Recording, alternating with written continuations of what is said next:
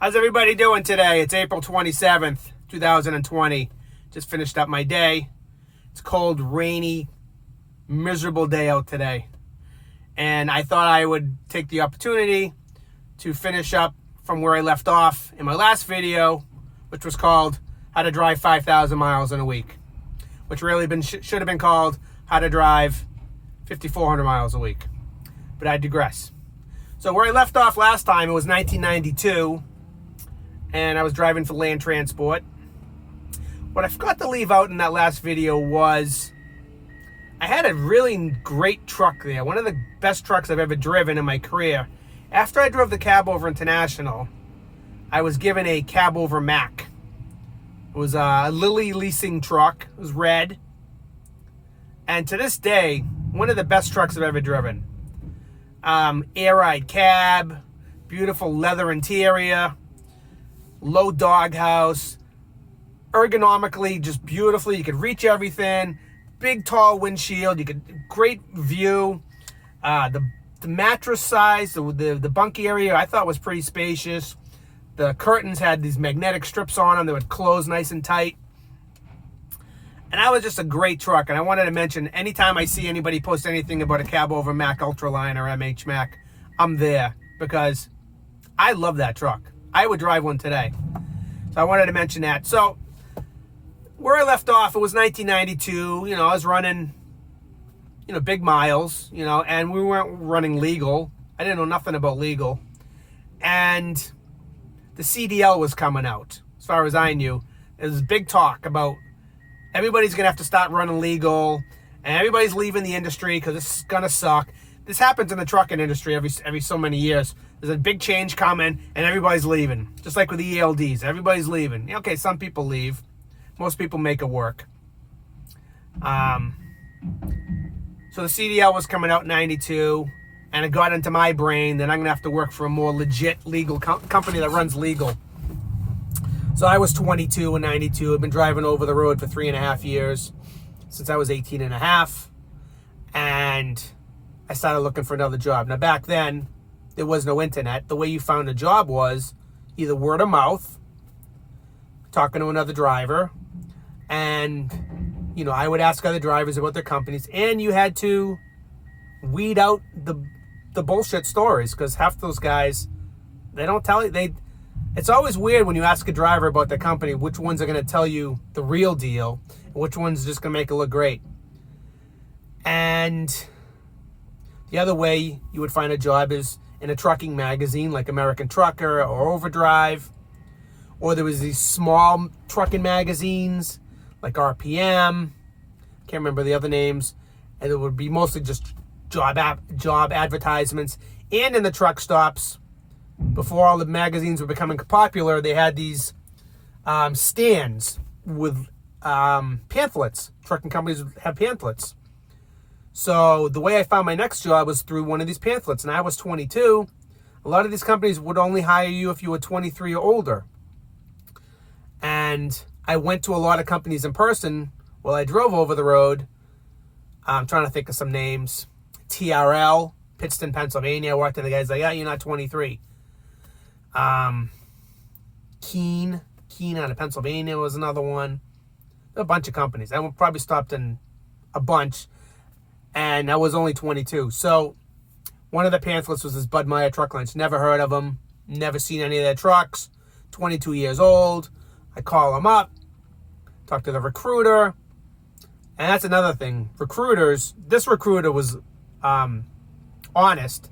But also when you're looking for a job, these recruiters, they'll tell you anything they want you to hear. As long as all they care about is getting a warm body in the seat. This woman, I can't remember her name. Very honest person, and told me the deal. So I get hired. Make a long story short, they send me an application. I fill out an application, phone interview basically, and I'm hired.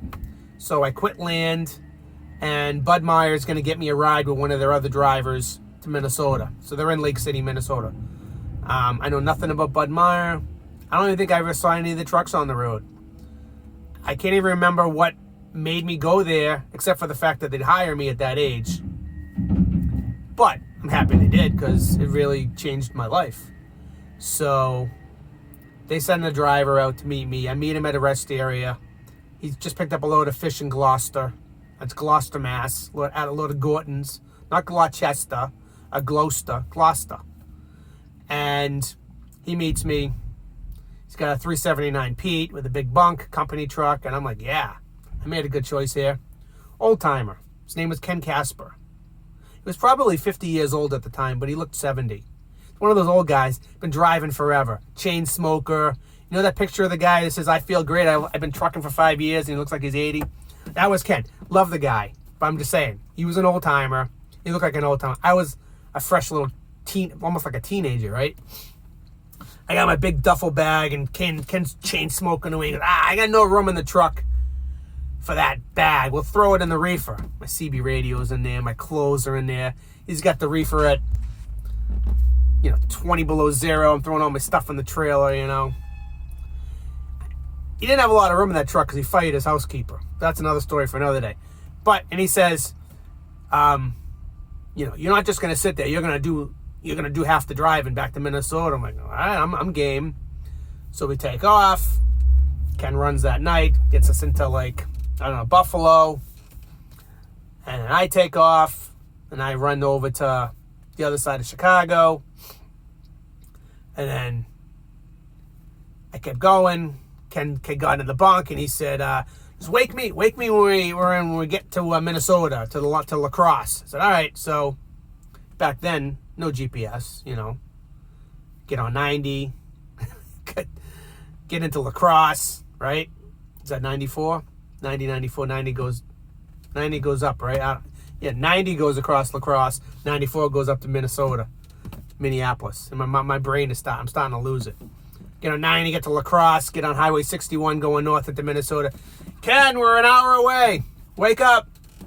Ken, we're 20 minutes away. Wake up. 20 miles to Lake City, it says. Ken, we're in the yard. We're here. And he went, what? We're here? I'm like, yeah, how'd you find it? I go, I just found it. It was there. So we pull in the yard. Ken leaves me there. I think I went to the motel that night. I'm making this beginning too long here. I go through, so Ken takes off. I go to the orientation. I get my pick of trucks, what's available. What's available was a Volvo Ruan rental conventional, 3 cab over Kenworths, K100 single bunks, and a cab over 362 Peterbilt. And I definitely did not want the Volvo rental. I got in it and I looked at it and I'm like, nah, I don't want this. So I took the cab over Peterbilt. Nice truck, it's clean. This is before I polished trucks. I didn't know anything. I didn't know nothing about polishing aluminum. Nice truck, it's clean inside. I took the cab over and I ran that cab over Peterbilt for about 9 months. And back then, the new guy got the lowest truck. I mean, probably the same today. And back then, usually you started out in a cab over and you worked your way, you earned your way into a conventional. And it was kind of a demotion to me coming from a company where I was running a conventional. Now I'm in a cab over. And now I got to prove myself to get out of it. So I ran hard, always on time. I've never been late. Did what it took to get the job done. And about 9 months later, I pulled in the yard one night, and I never forget the safety guy at the time. His name was Dale Leenan. Great guy, really just a super guy. He was also a former trucker. He was actually escorting another driver out of the building by the gruff of his neck, kind of like pulling him out. I think they had an altercation. And I'm just minding my own business, walking across the lot. And Dale says in front of the other guy, he goes, hey, you see that blue 379 Peterbilt over there? I said, yeah. He goes, you want it? This guy's all done with it. I'm like, yeah, I'll take it. Sure, why not? Yeah, thank you. So I moved all my gear into the 379. And I have videos of all these pictures, by the way, all these trucks. So if you want to go back to some of my old videos, trucks I've driven, I think that's what they're called, you can see these trucks. So I moved myself into 379, had a 4 1/4 cat, 13 speed, and I made that truck my own.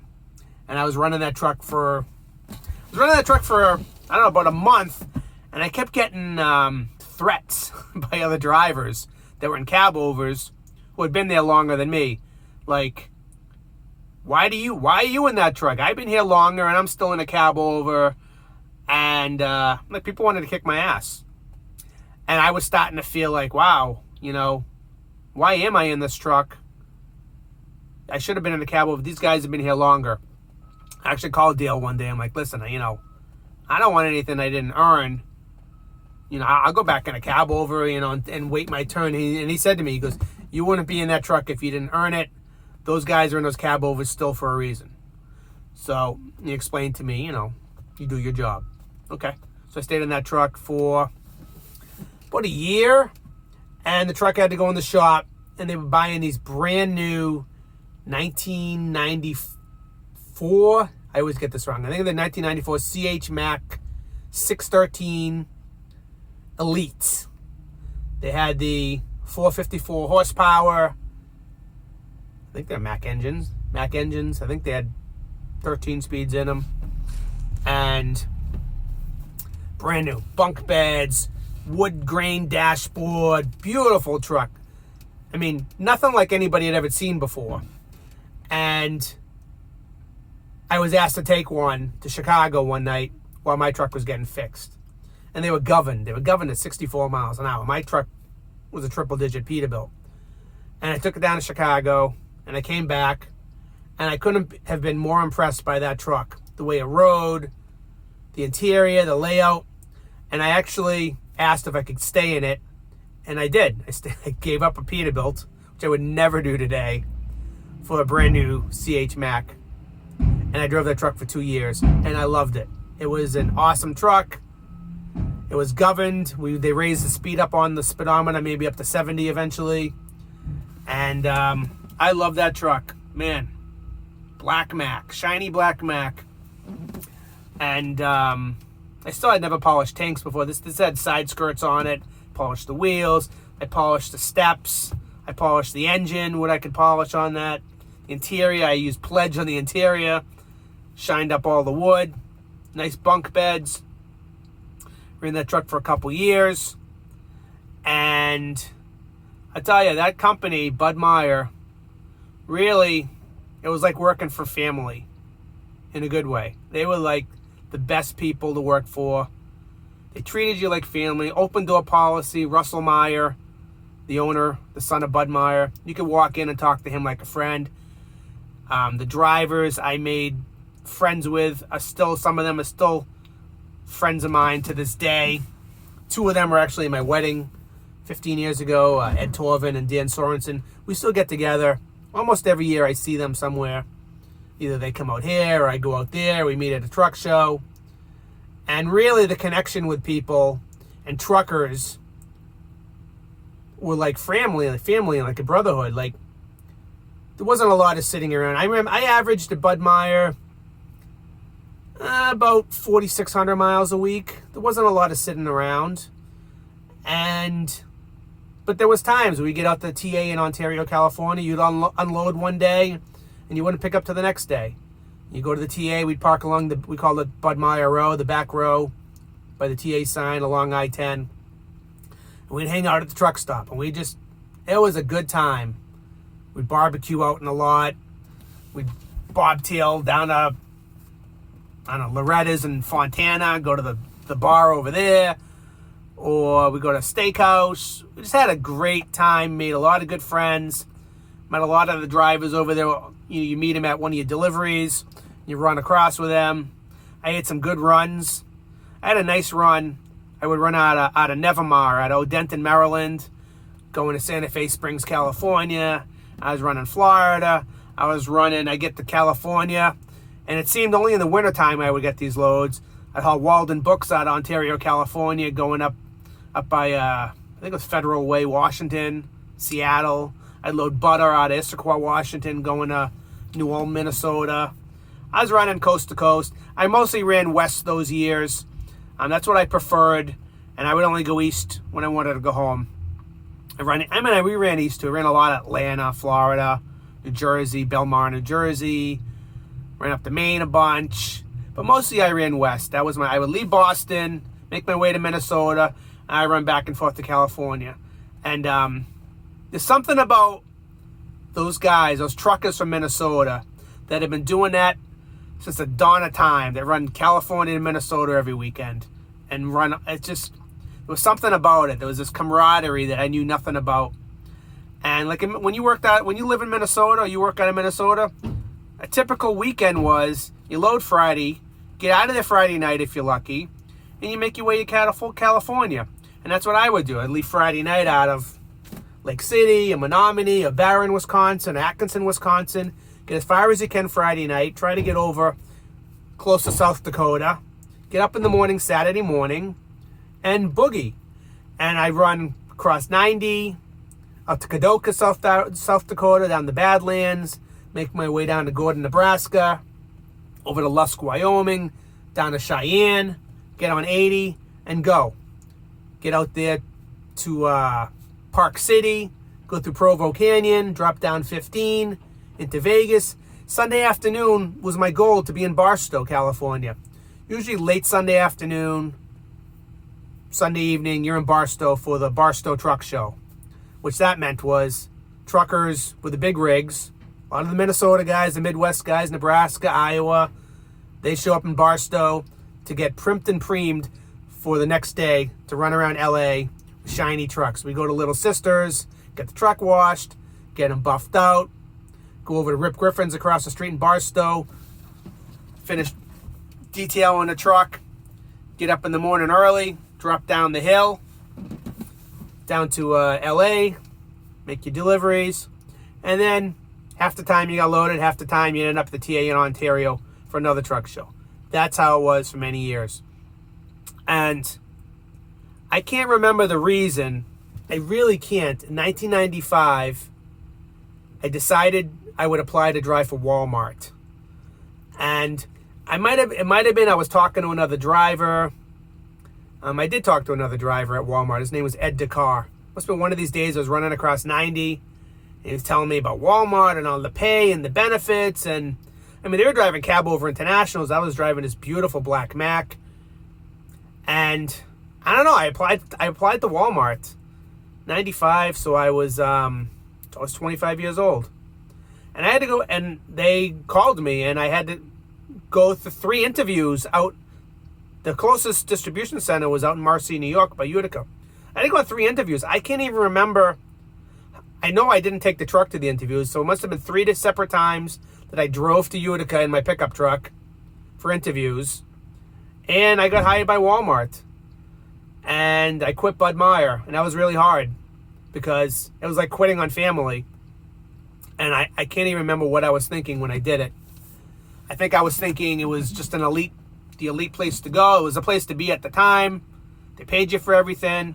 So I went to Walmart. And it was hard. I remember my dad also, by the way, I recruited my dad. Plus, I recruited my dad to Bud Meyer Truck Line. So he started leasing to Bud Meyer in 94. I also recruited 3 of the land transport drivers to Bud Meyer too. Mike Pesha, John Daniels, Dave Nye, who I forgot to mention in my last video, another great guy who I looked up to. And my dad gave me a ride home in 95 to go work for Walmart.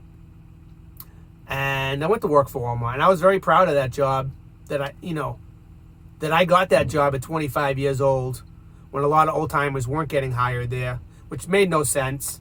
It made no sense whatsoever. There were guys with, 10 times more experience than I had, but I got hired. I looked the part. I talked the talk. I had the safety record. I talked safety. I got hired. They gave me a brand new cab over international, which, I'm going to be honest, sucked. I had a nice Mac. Now I'm in a cab over international. Brand new, super 10 speed in it, had the blue interior. And I went to work for Walmart, and I don't think I was ever happy there. It was just not the not super trucking. It was not the over-the-road trucking that I was enjoying. I was running between Buffalo and Maine, like way up in Maine, and you go out with a load, and back then you came back empty a lot of times, and it sucked. It was wintertime. Coming back empty in a cab over international with a 48-foot van trailer, it sucked. Just slipping all over the roads.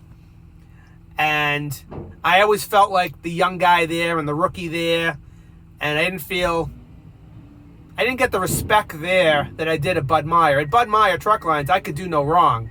And I did no wrong. But I was treated very well. At Walmart, I felt like the kid. And I just never felt like I fit in. And it was a good job. I mean, drop and hook, you get paid for everything. You know, and I look back now. Well, so what happened at Walmart was, I was there a year, and I did something really, really bad. I did something so bad that when you got in trouble at Walmart for anything, they put you on probation. They call them steps. Step 1 was your first warning. Step 2, second warning. Third step, and if you got on a third step, after your third step, you get fired. What I did was so bad, I skipped 1 and 2 and went right to 3. Yeah, I'm an outlaw, that's for sure. And what I did was, me and this other driver named Woody, Woody used to drive for R.C. Moore out of Scarborough, Maine. And he was driving for Walmart. He'd been there longer than I had. And Woody and I became good friends, and we ran together a lot. And Woody was one of these opinionated drivers who would speak his mind. And I looked up to Woody. But they didn't like opinionated drivers. And I think they were looking to get rid of him. And I was caught in the fallout of that. And Woody and I were running across upstate New York one morning, and the safety guy was behind us. Now, we were on the lower side of Channel 7 on the CB. I had a unit in HR 2510 radio back then. And Woody and I are running on the lower side of 7. And the safety guy back then, they would follow you and make sure you're logging everything that you say you're doing. And he was monitoring our conversation. Safety guy's name was Tracy. Right there, Tracy. And Tracy from Michigan. And Woody and I are running across, just talking trucker talk, you know, having a good time. And, you know, you have to, you know, watch your P's and Q's when you drive for Walmart. We're representing the company. And we're on the lowest, we're on the lower side of 7. It's not like anybody's listening, except for the safety guy. And Woody's telling me the story about, Woody was a jokester. He told me a story. And he was fired for being a racist after he told me this joke. It was a joke. He said, hey, Mike, I ever tell you about the time standing at the urinal taking a leak? I said, no, what happened? He goes, yeah, I'm standing at the urinal taking a leak. And this black guy comes running in all out of breath. And he's like, man, I just made it. So I looked over. I said, oh, yeah? Can you make me one in white? Fired for being a racist when he got back. I got put on a step for, me and Woody were talking on the radio about the earthquake in L.A. in 1994, where I was. We're driving for Bud Meyer in my Black Mac. I was downtown L.A. on West Colorado Boulevard at Ralph's Grocery Store during the earthquake. And Woody said to me, well, what'd you do when the earthquake started? I said, all I could think to do was I got on the CB radio and I said, holy shit, we're having an earthquake. Because I said shit on the CB radio, I was put on step 3, which was bullshit. So I couldn't get over that. That just infuriated me that I was being treated like a child. And meanwhile, Bud Meyer, Russell Meyer, was checking on me every month or so. He'd call me or I'd call him and let me know anytime I want to come back, there's a truck waiting for me. And just one day, they pushed my buttons enough, and I said, that's it, I'm done. I went to the phone. I called Russ Meyer. I said, hey, is that offer still available? He said, absolutely. He goes, I'll send you a plane ticket. I said, you know what? I'm going to give my 2 weeks notice here. Maybe I can get a ride with one of the drivers. Send my friend Ed Torvin out to pick me up.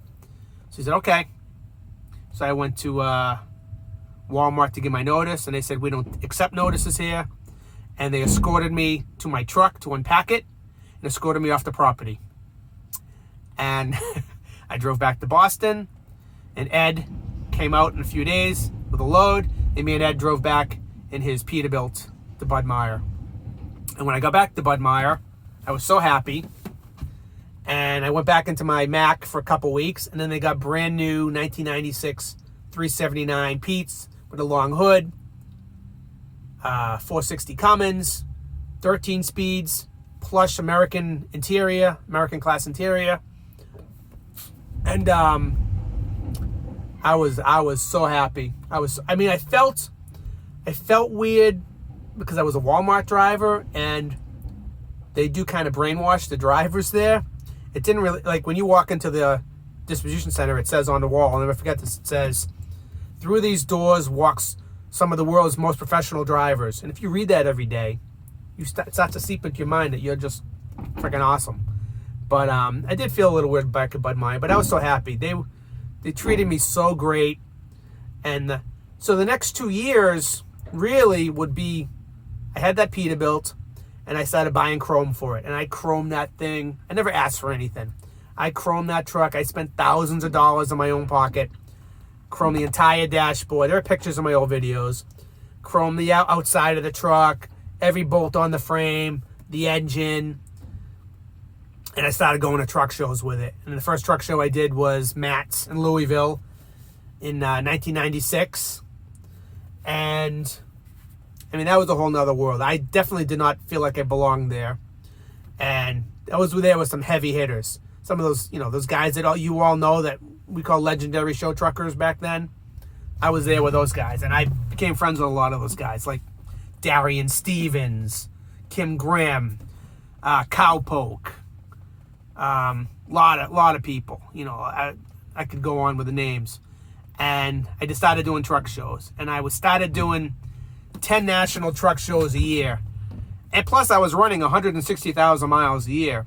And instead of going home, I was single, I go to a truck show for a couple days. And that was really, those 2 years doing that was definitely the best 2 years of my career.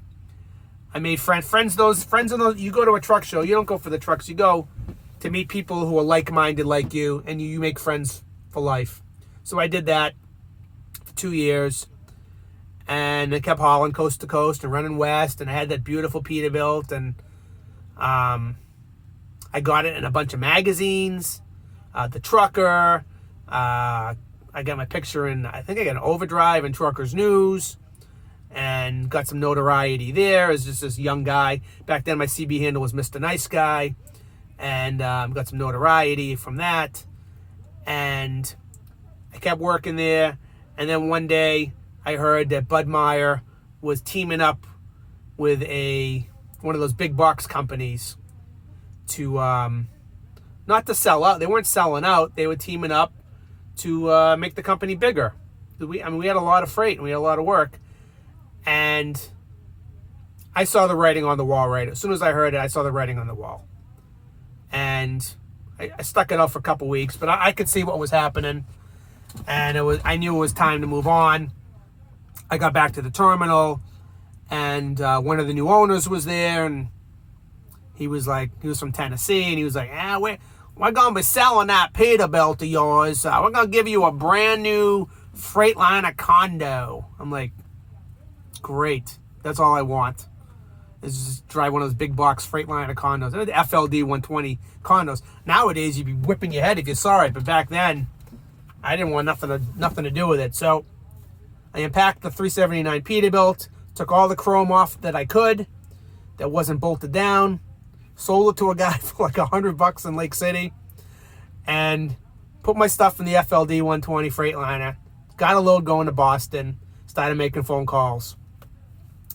Got a phone call from a guy named Gary Pons out of Louisiana that I knew from the truck show circuit.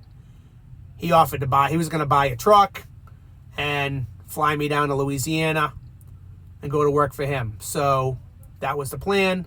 I called the new owner, the new partner at Bud Meyer. He says, "Hey buddy, I don't drive Freightliners."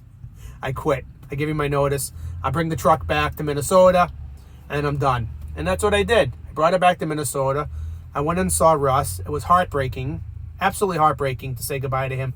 Again, I felt really disloyal, but he was a really great guy, And I flew to Minnesota. I flew to Louisiana that day. Flew to Louisiana.